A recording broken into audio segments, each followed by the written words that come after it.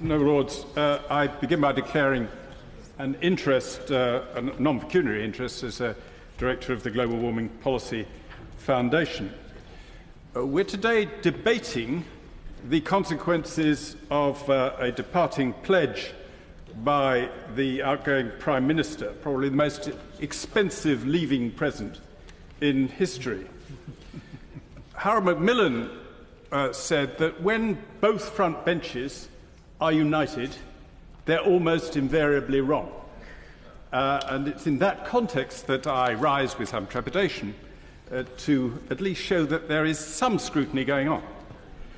Because Macmillan's point was, where both sides are agreed, you don't get proper scrutiny. The normal adversarial approach of our Houses of Parliament do not apply. We do not actually look with enough rigour at what's going on.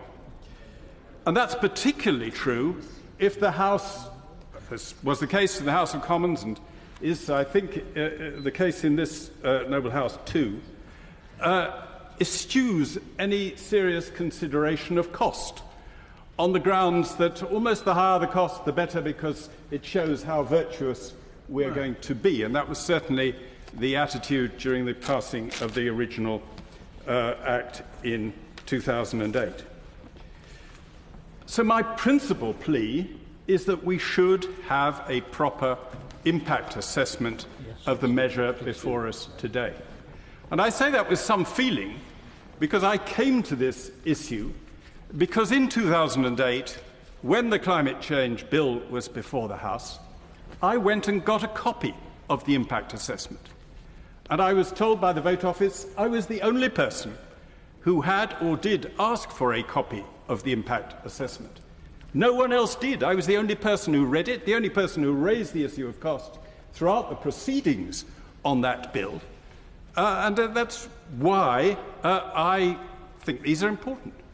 I read it and discovered that the impact assessment at that stage, when the target in the draft bill was 60% reduction in emissions, showed that the potential costs were twice the maximum benefits.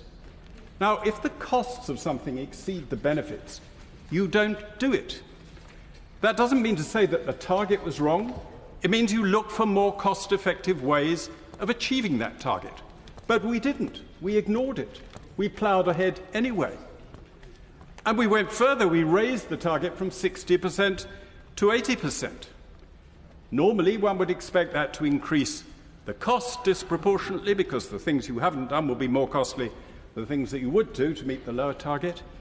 And the benefits would rise less than proportionately, because you get the greatest benefits from the from reductions in global warming, the greatest reductions, and the less benefits from any incremental reductions.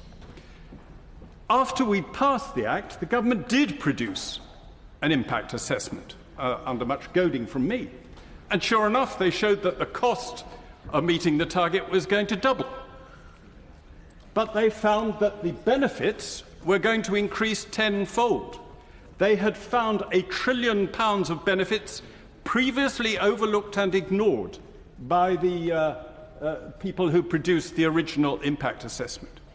Now, that must surely raise in the minds of people considering this a feeling of unreality, that if you can conjure £1 trillion of benefits out of nowhere, we're really dealing in extraordinary detachment from normal reality and normal accounting.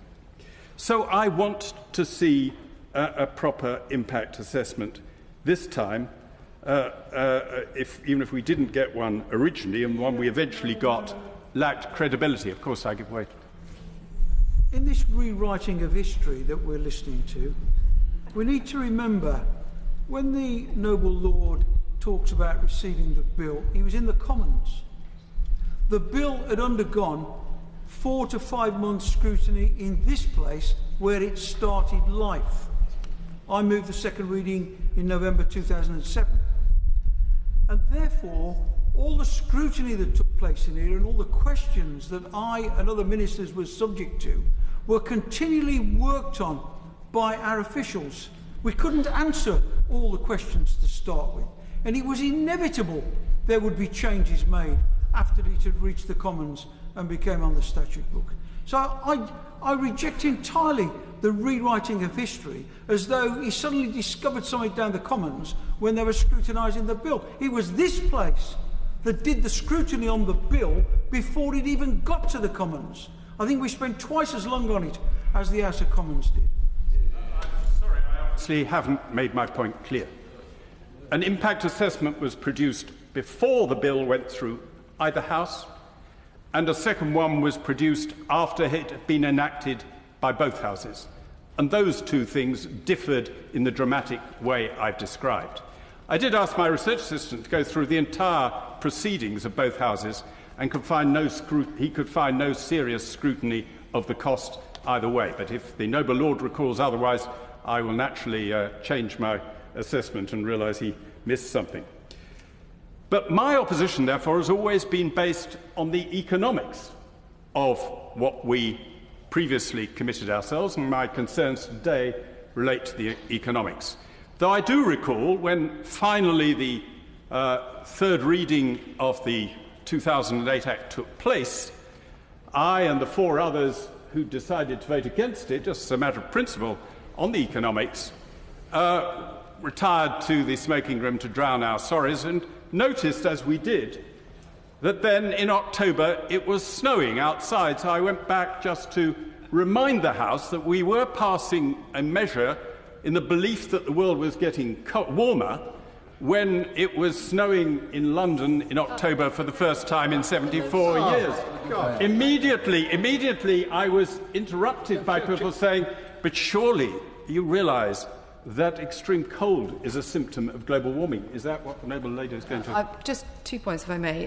There is a very great difference between weather and climate change, and I'd hope that you understood that if you've read any of the reports on this topic. And the second point is that the bill itself and the Act commits us to no costs, because it has merely a target and enabling powers. Each individual policy that is then enacted to reach those targets will have an impact assessment that has a full cost-benefit analysis. So you're absolutely wrong to oppose this Act and this bill on the basis of cost, because the bill is a target-setting measure with enabling powers. Are you aware of that? And could you also comment on the fact that repeatedly people have said that the bill commits us to following EU targets on renewable energy? Another falsehood. This bill says nothing about the need to do anything through any particular technology. Would you acknowledge that? Yes, that isn't a point that I've made, but I acknowledge that the Baroness is right to rebuke whoever did make it.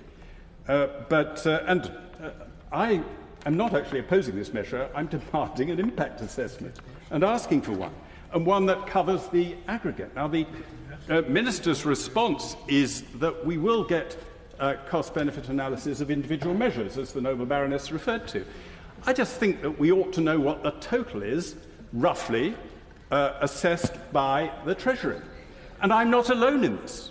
I call in aid the noble Lord Deaton, because in the CCC report, which he rightly said I should have read in its entirety rather than just the summary before I asked my question. Now I have read it in its entirety, and I have to say I did so without losing the will to live at any point. It calls for a full impact assessment by Her Majesty's Treasury, and I'm endorsing that call.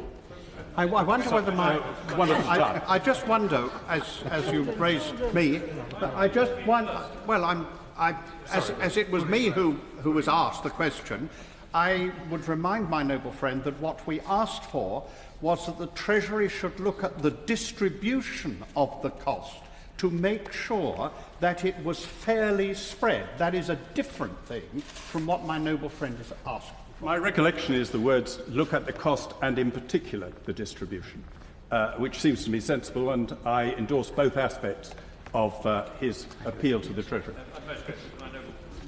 My noble friend, does he agree that the Secondary Legislation Scrutiny Committee report on this order says it would have been helpful for the Department to provide a summary of the work that is underway to assess the significant costs and wider impact of the transition to inform Parliament's scrutiny of this instrument? Absolutely. That's what we ought to do in this House. We ought to look closely at these things. That doesn't mean to say that we reject them. But unless we do know the cost of this measure, which is just potentially enormously costly, then we're really buying a pig in a poke. So I hope that the House will just focus on that point.